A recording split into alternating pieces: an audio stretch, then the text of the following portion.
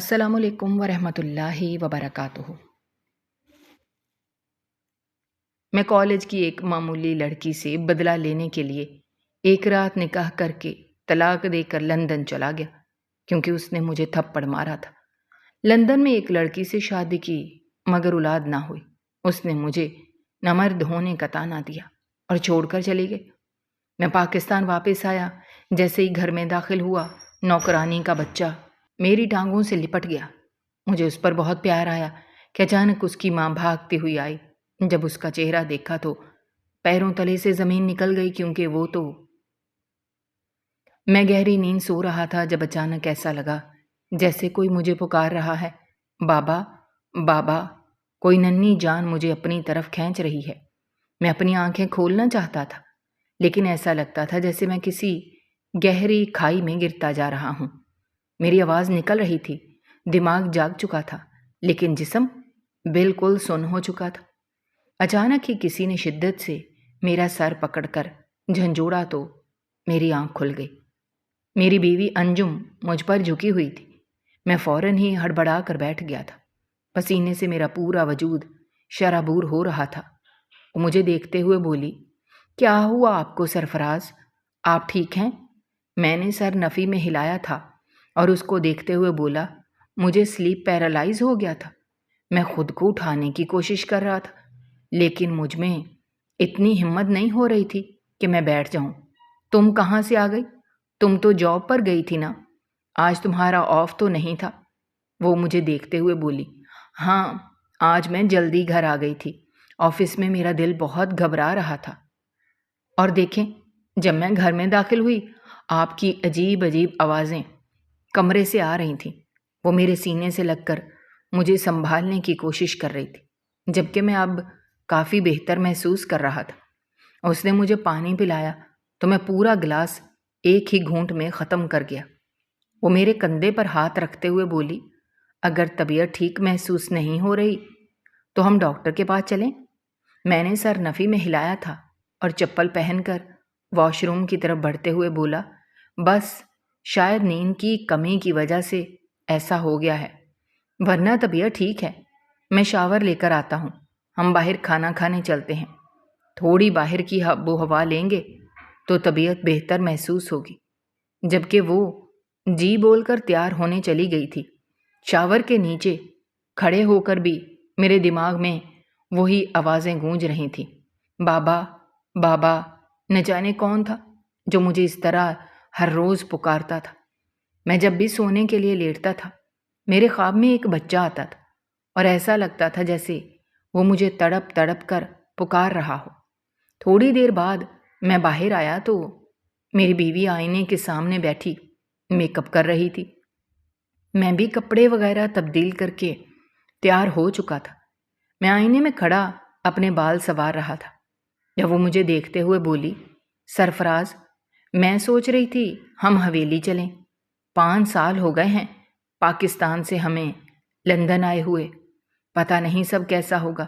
پیچھے آپ کی امی بھی کتنی دفعہ یہاں آ چکی ہیں، ہر دفعہ شکایت کر کے جاتی ہیں کہ ہم لوگ یہاں آ کر اپنے ملک کو بھول ہی چکے ہیں۔ شاید آپ کے گھر والے آپ کو یاد کر رہے ہیں، اسی لیے آپ کی طبیعت ایسی ہو رہی ہے۔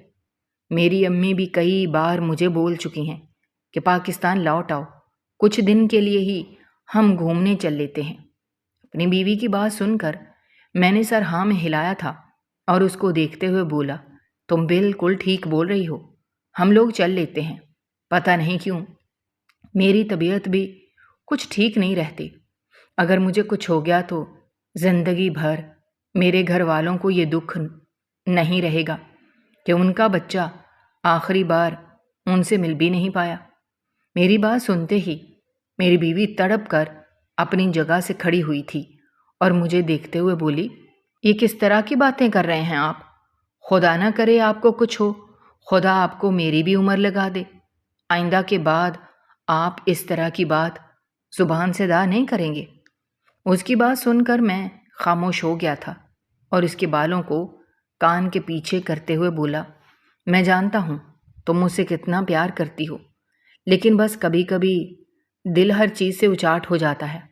پتہ نہیں کیوں لیکن اندر ایک خالی پن محسوس ہوتا ہے۔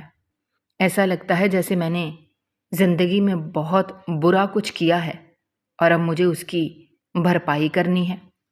میری بات سن کر میری بیوی میرا ہاتھ تھام کر بولی، میں سمجھ سکتی ہوں آپ کی کیفیت۔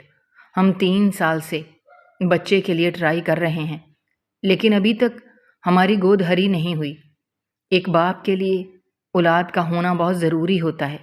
شادی کو پورے 5 سال ہو گئے ہیں، لیکن ہم نے ابھی تک اس خوشی کو محسوس ہی نہیں کیا، مگر مجھے امید ہے میں جلد ماں بن جاؤں گی اور آپ کی یہ تمام پریشانیاں دور ہو جائیں گی۔ اس کی بات سن کر میں نے فوراً اس کو گلے لگا لیا تھا اور اس کا کندھا تھپ تھپاتے ہوئے بولا، ارے تم اداس کیوں ہو رہی ہو؟ میرے کہنے کا مطلب یہ نہیں تھا، میں صرف اپنا جملہ مکمل کرتا۔ اس سے پہلے ہی وہ اپنے آنسو صاف کر کے مجھ سے علیحدہ ہوئی تھی اور باہر کی طرف بڑھتے ہوئے بولی، چھوڑیں ان باتوں کو، ہم باہر چلتے ہیں، مجھے بھی بھوک لگ رہی ہے، کھانا وغیرہ کھائیں گے، تھوڑی طبیعت بحال ہو جائے گی۔ یہ کہہ کر وہ باہر کی طرف بڑھی تھی، جبکہ پیچھے میں نے گہری سانس لے کر خود کو سنبھالا تھا۔ میری شادی کو 5 سال ہو گئے تھے۔ میں پاکستان سے ہی شادی کر کے انجم کو اپنے ساتھ یہاں لایا تھا۔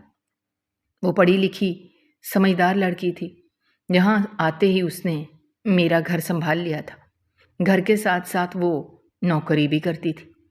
میں نے کئی بار اس کو منع کیا کہ تم نوکری نہ کیا کرو، تم آرام کرو، لیکن اس کا کہنا تھا کہ لندن جیسی جگہ پر انسان نوکری کر کے ہی اپنا گزارا کر سکتا ہے۔ حالانکہ میں جدی پشتی رئیس تھا، بیٹھ کر کھاتا تب بھی مجھے کوئی فرق نہ پڑتا۔ لیکن ہم دونوں میاں بیوی ہی محنت کش تھے۔ یہاں آنے کے بعد میں ڈھیلا نہیں بیٹھا تھا، بلکہ میں نے اپنا کاروبار شروع کیا تھا۔ میرے اپنے 2 یوٹیلیٹی سٹور تھے۔ میری بیوی بینک میں مینیجر کی جاب کر رہی تھی۔ ہمارے پاس پیسہ ہی پیسہ تھا۔ پاکستان میں میری اپنی زمینیں تھیں، گاڑیاں تھیں، لیکن صرف ایک خوشی نہیں تھی، اور وہ خوشی ہر چیز پر غالب آ چکی تھی، اولاد کی خوشی۔ میں نے اور میری بیوی نے اپنا اپنا چیک اپ کروا لیا تھا، لیکن ڈاکٹر کا کہنا تھا آپ دونوں بالکل تندرست ہیں، بس اللہ کی طرف سے دیر ہے۔ کچھ ڈاکٹرز نے ہمیں بچہ اڈاپٹ کرنے کا مشورہ بھی دیا تھا، مگر میں نے منع کر دیا تھا، کیونکہ اگر پاکستان میں یہ بات کسی کو پتہ چل جاتی تو بہت بڑا ہنگامہ کھڑا ہو سکتا تھا۔ ہم خاندانی رئیس تھے اور حویلی والے تھے۔ اگر ہمارے خاندان کے بچے اڈاپٹ ہوئے تو سوائے ہماری مردانگی پر سوال اٹھنے کے اور کچھ نہیں ہوتا، اس لیے میں یہ قدم نہیں اٹھا سکتا تھا۔ حالانکہ میری بیوی نے کئی بار مجھ سے کہا کہ ہم بچہ اڈاپٹ کر کے پاکستان میں یہ شو کروا دیتے ہیں، یہ بچہ ہمارا ہے، مگر میں راضی نہیں ہوا تھا۔ میرا دل ان چیزوں کے لیے رضامند نہیں تھا۔ کہیں نہ کہیں میرے دل میں خواہش تھی میرا اپنا خون اس دنیا میں آئے، مگر کہتے ہیں نا جو اللہ کو منظور ہو اس کے سامنے ہر انسان بے بس ہوتا ہے۔ میں ریڈی ہو کر باہر آیا تو وہ پارکنگ تک پہنچ گئی تھی۔ لفٹ کے ذریعے پارکنگ میں پہنچا۔ میری نگاہ اچانک سامنے کی طرف گئی تھی۔ میری بیوی کسی خاتون کے ساتھ کھڑی ہوئی تھی اور باقاعدہ طور پر رو رہی تھی۔ میں پریشان ہو کر اس کی طرف بڑھا تھا۔ میں کچھ کہتا اس سے پہلے ہی اس نے جلدی سے اپنے آنسو وغیرہ صاف کیے تھے، جبکہ وہ خاتون بھی مجھے ہیلو بول کر چلی گئی تھی۔ میں اپنی بیوی کی طرف متوجہ ہوا تھا اور اس کو دیکھتے ہوئے بولا، کیا ہوا ہے، تم رو کیوں رہی ہو؟ جبکہ وہ سر نفی میں ہلاتے ہوئے بولی، آپ کل پاکستان کے ٹکٹ کروائیں، ہم پاکستان لوٹ رہے ہیں، مجھے یہاں نہیں رہنا، میری طبیعت ٹھیک نہیں ہے۔ اس کی بات سن کر میں فوراً بولا، ہم ڈاکٹر کے پاس چلیں، کیا ہوا ہے تمہیں؟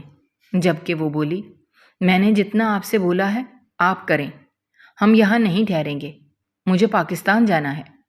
یہ کہہ کر وہ گاڑی میں واپس بیٹھ گئی تھی، جبکہ میں پریشان سا ڈرائیونگ سیٹ پر بیٹھ گیا تھا۔ اس نے اپنا چہرہ کھڑکی کی طرف موڑ لیا تھا۔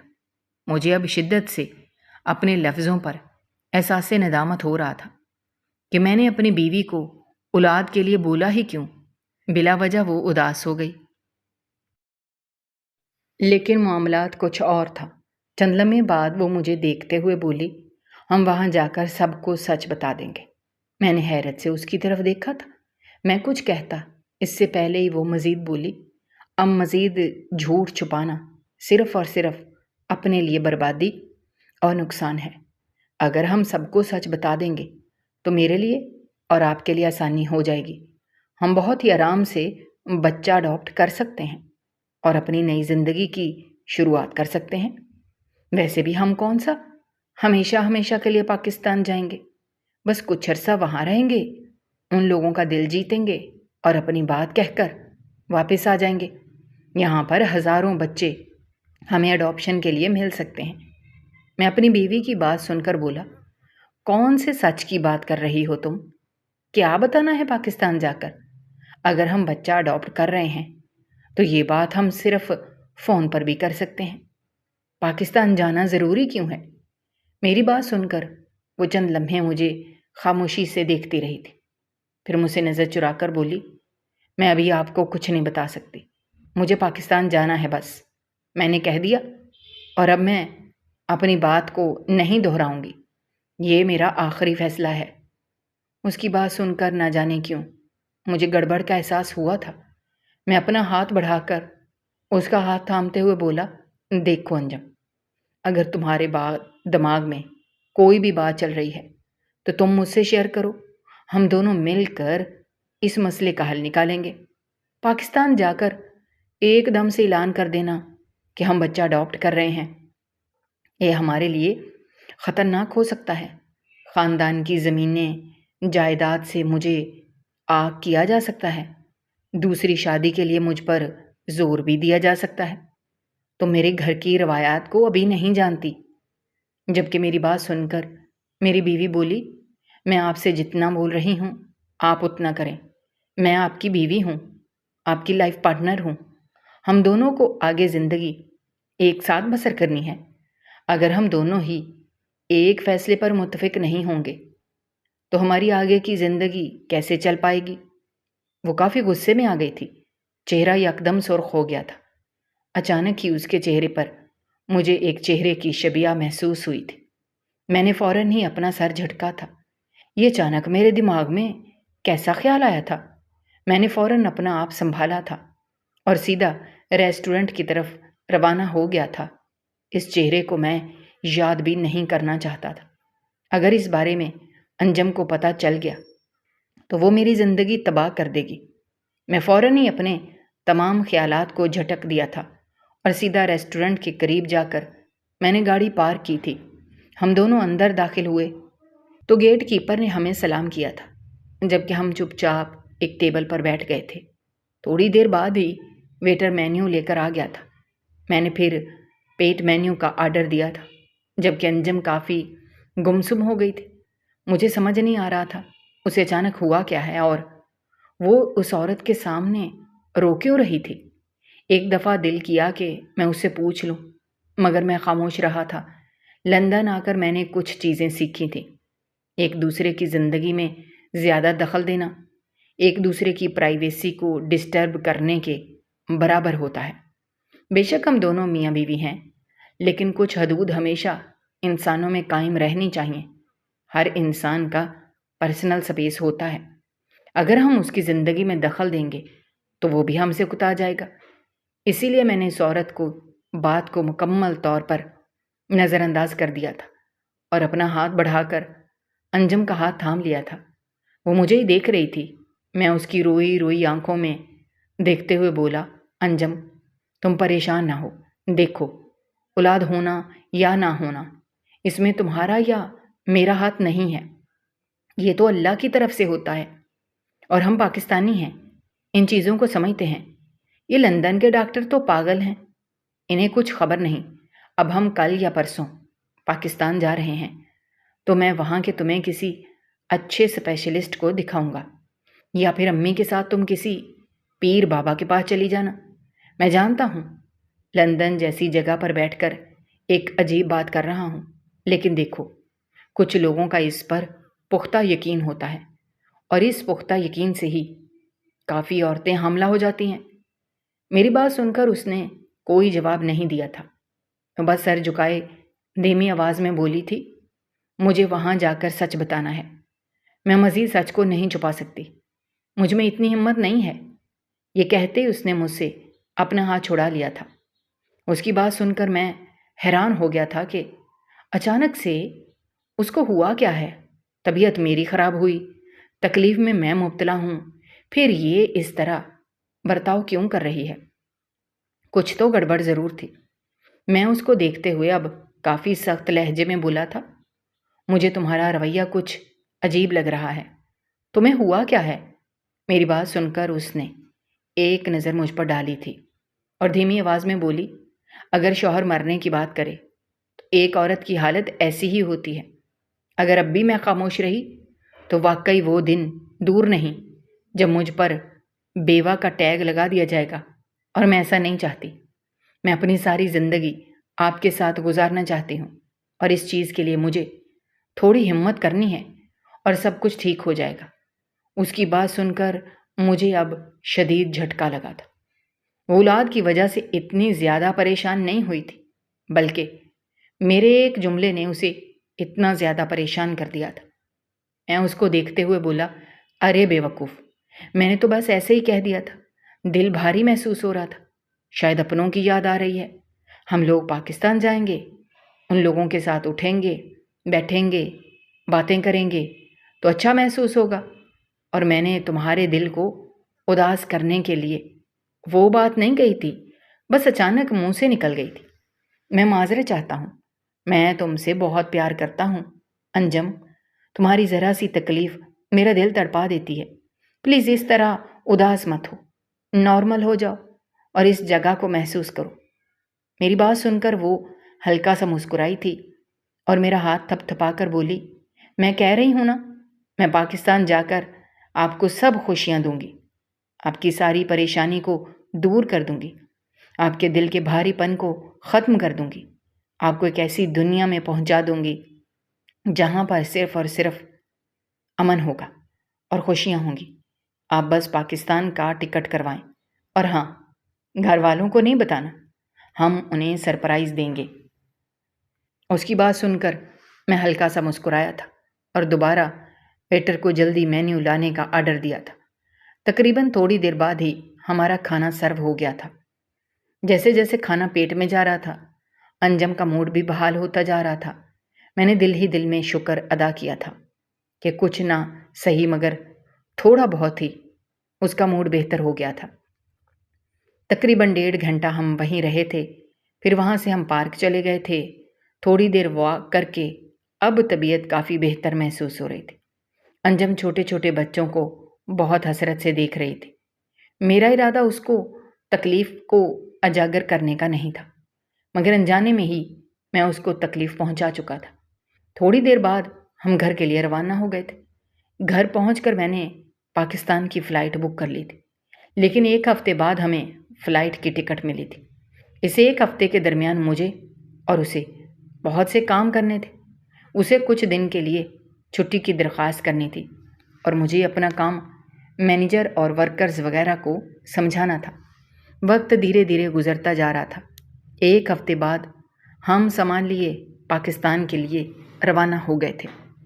ایئرپورٹ پر بیٹھ کر نہ جانے کیوں مجھے بار بار اپنی زندگی کے وہ تمام حصے یاد آ رہے تھے جو پاکستان میں 5 سال پہلے میں تمام کر کے آیا تھا، لیکن ہر بار ہی میں اپنے خیالات کو جھٹک رہا تھا کہ بار بار میں ان چیزوں کے بارے میں کیوں سوچ رہا ہوں جن سے اب میرا کوئی واسطہ ہی نہیں۔ تھوڑی دیر بعد ہی ہماری اناؤنسمنٹ ہو گئی تھی اور ہم پرواز کر گئے تھے۔ ایک لمبی مسافت طے کر کے ہم پاکستان ایئرپورٹ پر فجر کے وقت لینڈ ہوئے تھے۔ پاکستان کی سرزمین پر قدم رکھ کر نہ جانے کیوں مجھے اندر تک سکون محسوس ہوا تھا، لیکن اچانک ہی دل میں ایک عجیب تڑپ پیدا ہوئی تھی۔ مجھے فوراً حویلی پہنچنا ہے، کوئی ہے ایسا جو مجھے یاد کر رہا ہے، کوئی ہے جو مجھے پکار رہا ہے۔ فلائٹ کے دوران بھی میں نے کئی بار اپنی آنکھیں بند کرنے کی کوشش کی تھی، لیکن ہر بار میرے کانوں میں صرف ایک ہی آواز گونج رہی تھی، بابا بابا۔ ایسا کیوں ہوتا تھا میں خود سمجھ نہیں پاتا تھا۔ باہر آ کر میں نے ٹیکسی بک کی تھی اور سیدھا حویلی کے لیے روانہ ہو گیا تھا۔ ہمیں ایئرپورٹ سے حویلی پہنچنے تک 1.5 گھنٹے کا وقفہ لگا تھا۔ 1.5 گھنٹے بعد میری گاڑی حویلی کے دروازے پر رکی تھی۔ کرایہ وغیرہ ادا کر کے میں اور میری بیوی سامان لیے اندر دروازے کے قریب آئے۔ چوکیدار مجھے دیکھ کر دنگ رہ گیا تھا۔ اس کی حالت ایسی ہو گئی تھی جیسے کاٹو تو بدن میں لہو نہیں۔ خوشی کے مارے وہ مجھے گلے لگا چکا تھا۔ سرفراز صاحب، آپ UK سے آ گئے؟ چھوٹے صاحب آئے ہیں، اس نے اندر جاتے ہی شور مچانا شروع کر دیا تھا، جبکہ میں اپنی بیوی کو لیے اندر کی طرف بڑھا تھا۔ میری بیوی کے چہرے پر بھی مسکراہٹ تھی۔ ایسی محبت، ایسے جذبے سے ہم 5 سال تک سے محروم تھے۔ اب وہی سب کچھ ہمیں دوبارہ نصیب ہونے والا تھا۔ مین دروازہ عبور کر کے جیسے ہی ہم مرکزی دروازے کے پاس پہنچے، اچانک ہی کسی نے مجھے بلند آواز میں پکارا تھا، بابا، میرے بابا۔ یہ ایک ننھی جان کی آواز تھی۔ میں اور میری بیوی بے اختیار پلٹے تھے جب ایک گول مٹول خوبصورت سا بچہ میری ٹانگوں کے ساتھ آ کر لپٹ گیا تھا اور خوشی سے چہکنے لگا تھا، میرے بابا آ گئے، میرے بابا آ گئے۔ مجھے گودی میں اٹھائیں۔ وہ اپنے ننھے ننھے ہاتھ میری طرف اٹھاتے ہوئے بہت ہی معصومیت سے بول رہا تھا، میں 5 سال سے بے اولاد تھا۔ ایک چھوٹے بچے کو دیکھ کر میرا دل اچانک ہی للچانے لگا تھا، اور جس انداز میں وہ مجھے باپ کہہ کر پکار رہا تھا، میرا دل بھر آیا تھا۔ میں بنا کچھ بھی کہے اسے گود میں اٹھا چکا تھا۔ میری بیوی اچانک ہی 2 قدم پیچھے ہو گئی تھی، لیکن میرا دھیان اس معصوم بچے پر تھا۔ اپنی بیوی کی طرف تو میں نے دیکھا ہی نہیں تھا۔ اس کی گال پر پیار کر کے میں بے اختیار بولا، تمہارا نام کیا ہے اور تم کون ہو؟ ابھی میں کچھ کہتا اسی پل ہمارے گھر کام کرنے والی بووا جی میرے پاس آئی تھی اور اس بچے کو میری گود سے لیتے ہوئے بولی، معاف کرنا صاحب، نادان ہے، کسی کو بھی باپ کہہ دیتا ہے، آفرین کا بیٹا ہے، یہ کام کرتی ہے۔ جبکہ اس نام پر ایک لمحے کے لیے میرا دل زور سے دھڑکا تھا۔ میں نے اس بچے کو غور سے دیکھا تو نہ جانے کیوں اس کا چہرہ مجھے کسی سے ملتا جلتا محسوس ہوا تھا۔ میں نے فوراً ہی نظریں چرائیں تھیں۔ میرے آنے کی خبر پورے گھر میں پھیل چکی تھی۔ سبھی مرکزی دروازے کی طرف آ رہے تھے۔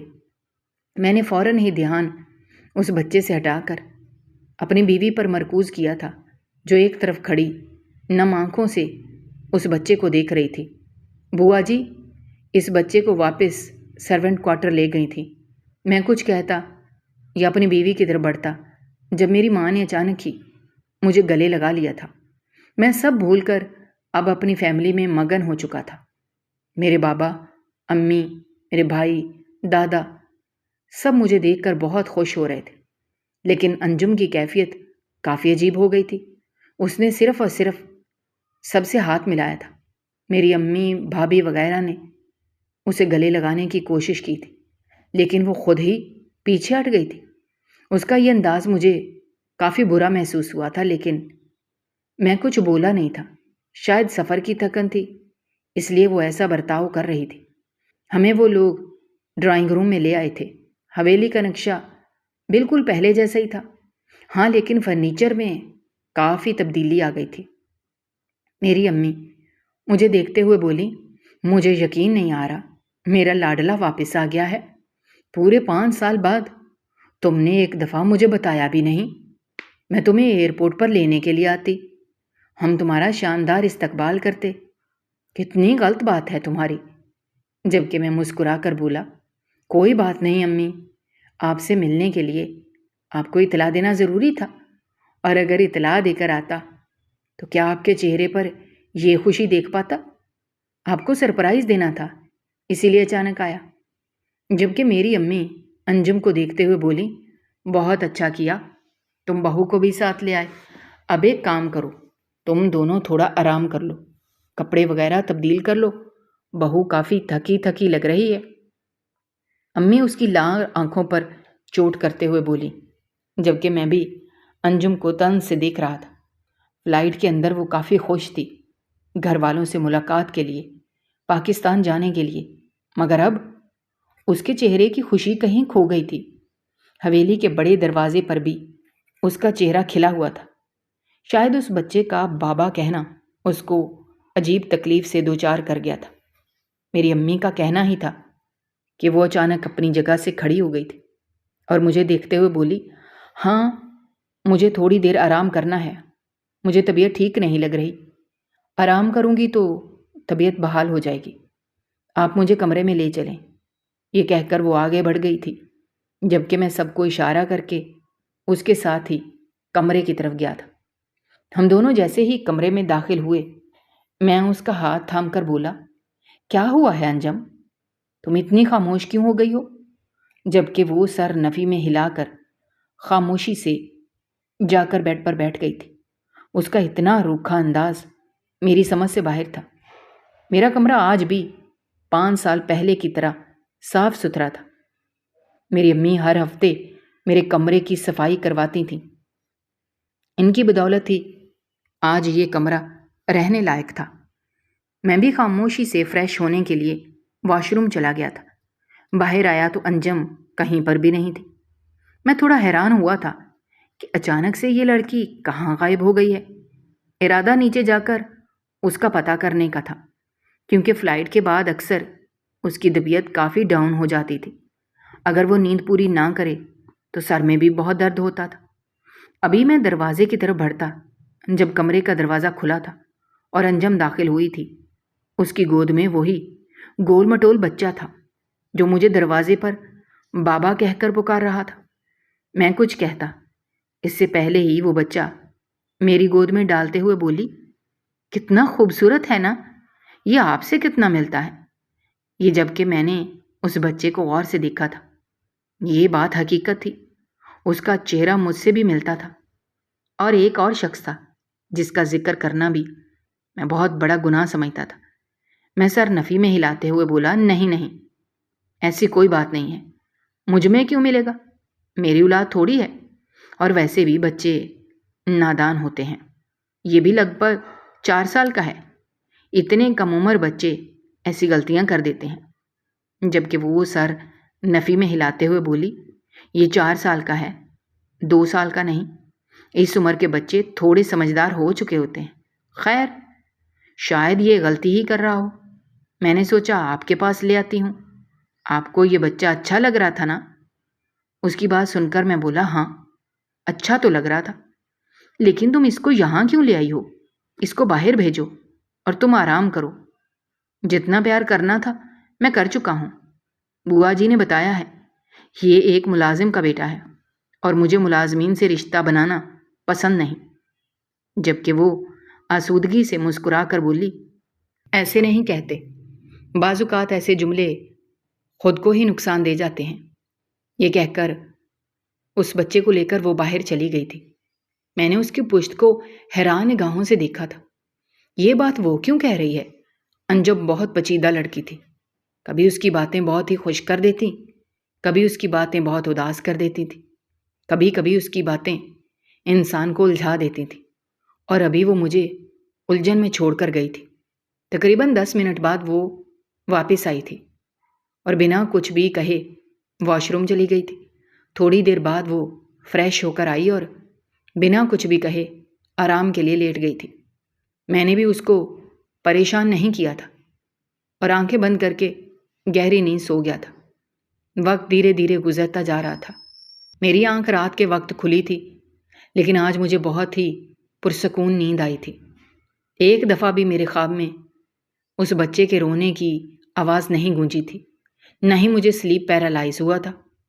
بس میں سکون سے سویا تھا اور سکون سے ہی جاگ گیا تھا۔ میں اٹھ کر بیٹھا تو کمرہ خالی تھا، یقیناً انجم نیچے چلی گئی ہوگی۔ میں فریش ہو کر نیچے پہنچا۔ گھر میں کھانے کی تیاری ہو رہی تھی۔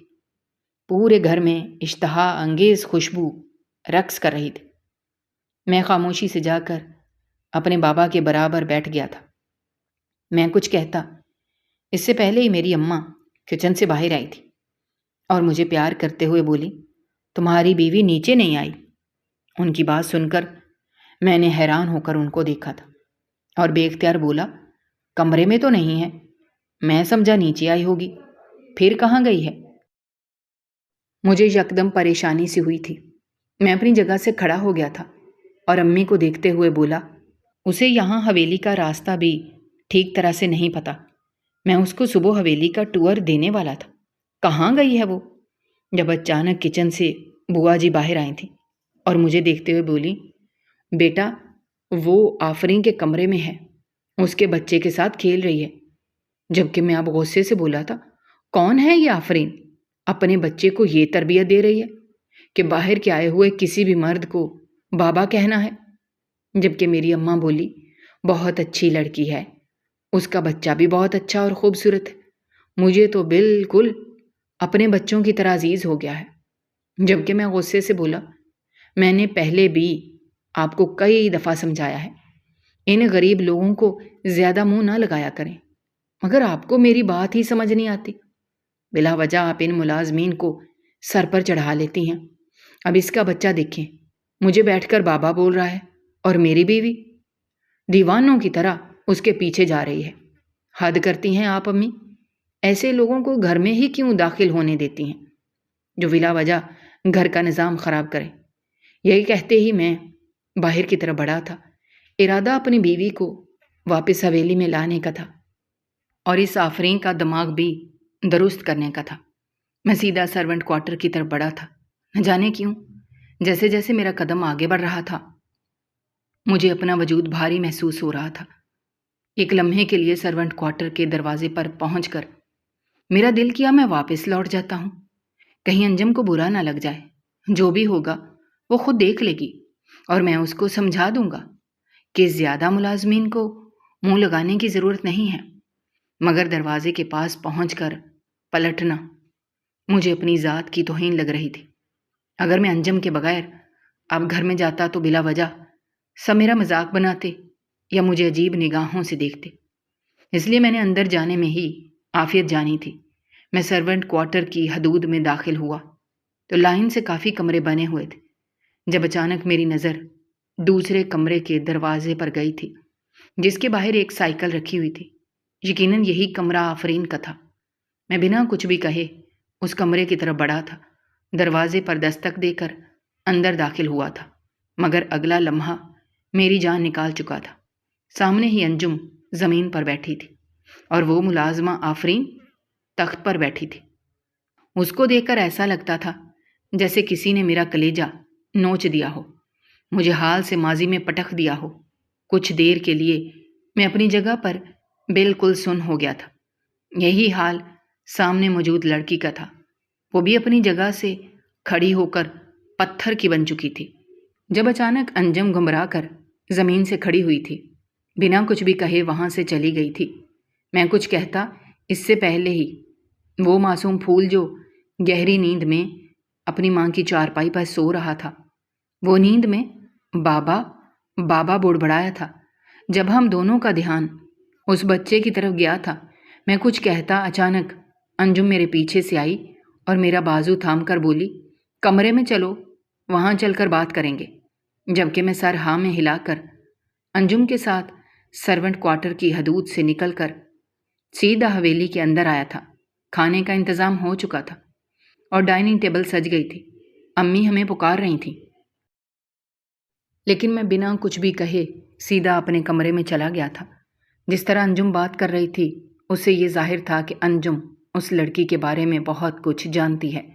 وہ کوئی معمولی لڑکی نہیں تھی، بلکہ وہ تو میرے ماضی کا ایک بہت بڑا سچ تھی۔ میں کمرے میں داخل ہوا تو انجم صوفے پر بیٹھ کر رونے لگی تھی۔ کچھ دیر کے لیے میری اپنی حالت بھی کچھ ایسی ہی تھی، جس گناہ کو یاد کر کے میں ہر روز تڑپتا تھا، جو مجھے ہر روز اذیت میں مبتلا کرتا تھا۔ وہ گناہ کہیں اور نہیں بلکہ میرے اپنے گھر میں موجود تھا۔ میں کچھ سوچ کر انجم کے برابر میں بیٹھ گیا تھا۔ میں کچھ کہتا اس سے پہلے ہی وہ دھاڑے مار مار کر رونے لگی تھی۔ اس کا رونا مجھے عجیب تکلیف سے دوچار کر رہا تھا۔ وہ سخت لہجے میں بولا، کچھ بتاؤ گی؟ یہ صرف رونے کا ارادہ ہے؟ تو مجھے پاکستان کیوں لے کر آئی ہو؟ کون سی حقیقت تمہیں میرے ماں باپ کو بتانی ہے؟ اور اس لڑکی کو جہاں تک مجھے اندازہ ہو گیا ہے تم جانتی ہو؟ کچھ تو بتاؤ خدا کے لیے۔ میری بات سن کر اچانک ہی اس نے ایک سناٹے دار تھپڑ میرے منہ پر رسید کیا تھا اور میرا گریبان تھامتے ہوئے بولی، تمہیں کیا لگتا ہے؟ کیا مجھے حقیقت معلوم نہیں؟ تم کتنے گرے ہوئے انسان ہو؟ تمہاری محبت میں اندھی ہو کر میں نے ایک لڑکی کی زندگی تباہ کر دی، صرف تمہاری وجہ سے، اور اسی کی سزا مجھے مل رہی ہے کہ میرے گھر اولاد ہی نہیں ہوئی۔ اس کی بات سن کر میں نے حیران نگاہوں سے اس کو دیکھا تھا۔ زندگی اس نے نہیں، زندگی تو میں نے برباد کی تھی۔ پھر وہ یہ الزام اپنے سر کیوں لے رہی تھی؟ وہ کچھ کہتی اس سے پہلے ہی میں بولا، آفرین تو میرا گناہ ہے، تم اس گناہ کو اپنے سر کیوں لے رہی ہو؟ میری بات سن کر وہ چند لمحے خاموش رہی تھی، پھر بولی، جب آپ نے آفرین کو تباہ کر کے شادی کی رات ہی پھینک دیا تھا، اس رات میں نے ہی آفرین کو سہارا دیا تھا اور اپنے ساتھ اس کو اپنے فلیٹ لے گئی تھی، وہاں پر اس کو رکھنے والی تھی۔ 2 مہینے بعد جب مجھے معلوم ہوا کہ وہ حاملہ ہے، میں نے کوشش کی تھی یہ بچہ ضائع ہو جائے، لیکن قسمت کو کچھ اور ہی منظور تھا۔